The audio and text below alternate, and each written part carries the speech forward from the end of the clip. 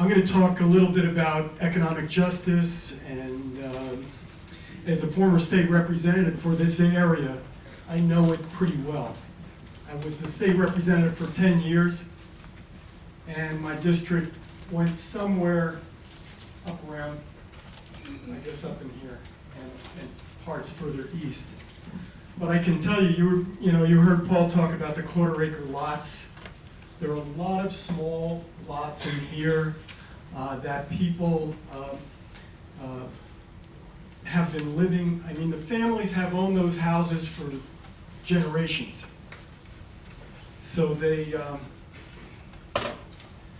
if they had to buy the house now, they wouldn't be able to. Okay,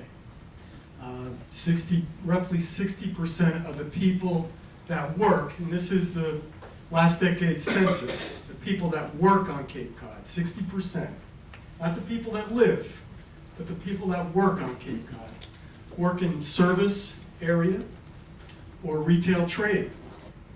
And those incomes are about $20,000, $23,000, assuming they increased slightly since the last decade. Those census data numbers really aren't in yet for the most recent census, so I couldn't bring you up to date on that. But my assumption is that their income may have gone up a little, but not a lot. And we can read in the papers today about how the middle class took a big hit. It's taken a big hit over the 3 most recent decades, and our economic downfalls in those past decades. In the 80s, it went down, the middle class took a hit of around 10%. This most recent, I think 2 years ago, the middle class took a hit of about 20%. That's people who were in the middle class now have dropped down below middle class incomes. So I think on Cape Cod, what a lot of people assume is that everybody's fat and happy. We're all landed gentry with a lot of money in our pockets. But the fact is, a lot of these folks could not afford betterments of what we were originally talking about at one time, when we were talking about $600 million for sewering. It's now dropped down to $300 million by magic. But we were originally talking about $68,000 betterments. That didn't include hookups. That didn't include operations and maintenance costs. So it would have been a big hit. It didn't include changing the piping around from the septic system to come out and meet the sewer hookup. So this was potentially a very big hit. That's why I got involved, and I started talking about the alternatives to big pipes. And I'm glad I did, because as it turns out, there's a lot of environmental benefits as well as economic benefits. So I don't think I have to go into those now. I think you've heard a lot about them. He also wanted me to talk about, what was it, climate change. How many of you are Red Sox fans who like to watch the games? Did you realize that we had more rainouts this year than ever before? More rain delays and rainouts than ever before in the history of the Red Sox. I thought that was pretty amazing. Someone, what'd you say, not enough rainouts?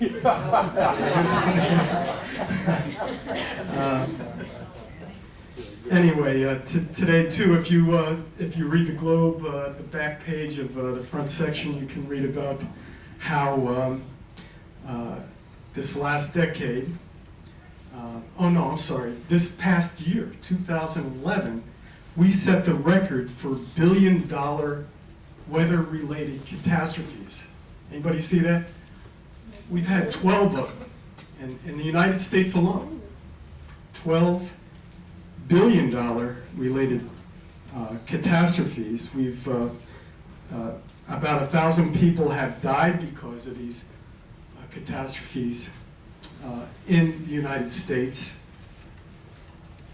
And we still haven't even counted the two most recent weather-related catastrophes that are closing in on $1 billion as they add up the costs. The previous record year was 2008, and the 1980s saw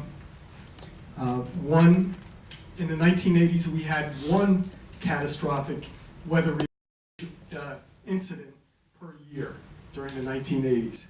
During the 1990s, we had 3.8 weather-related billion-dollar incidents per year on average.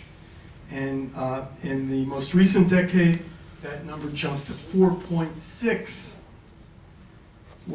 billion-dollar weather-related catastrophes. And 2010, 2011, it jumped to $7.5 billion catastrophes, weather-related catastrophes. 4 days in April, we had 343 tornadoes that set a record. 343 tornadoes in 4 days in April. In one day, we had 199. That's another record. We had 1 million acres burned in Texas. 1 million acres. That's probably more than Massachusetts. I don't know. Oklahoma set a record for the hottest month ever in the history since they started taking temperatures. The hottest month ever in Oklahoma this recent year. And Ohio Valley had triple the normal rainfall. Triple. So when people tell you that they don't believe in climate change, I've got to scratch my head. And poor John Huntsman, he's another. I just happened to pick up the paper and today, and these two things came into sight right away. And I said, Huntsman now appears to be less certain of science on climate change. Here's a guy who tweeted, "To be clear, I believe in evolution and trust scientists on global warming. Call me crazy." But even he now is backing off of that because of political pressures. I'm not sure what that has to do with what the subject of this is, but I just thought it was an interesting point. But how will climate change affect us? Even the Massachusetts, the Commonwealth has put together a report. The Mass Climate Change Adaptation Report.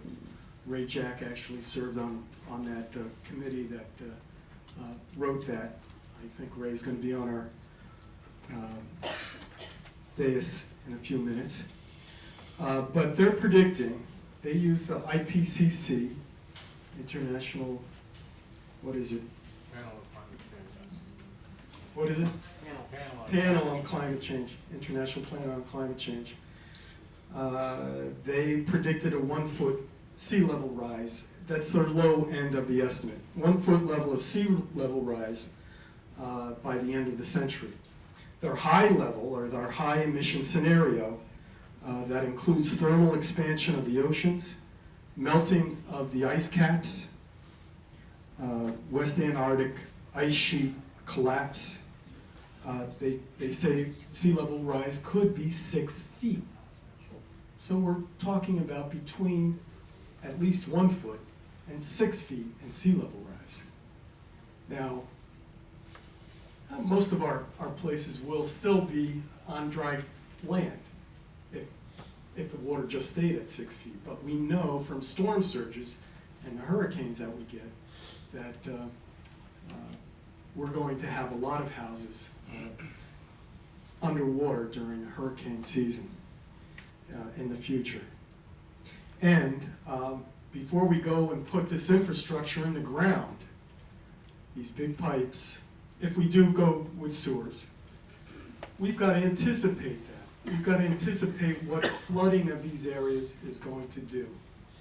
And as we heard earlier, that these systems are designed for 30% leakage.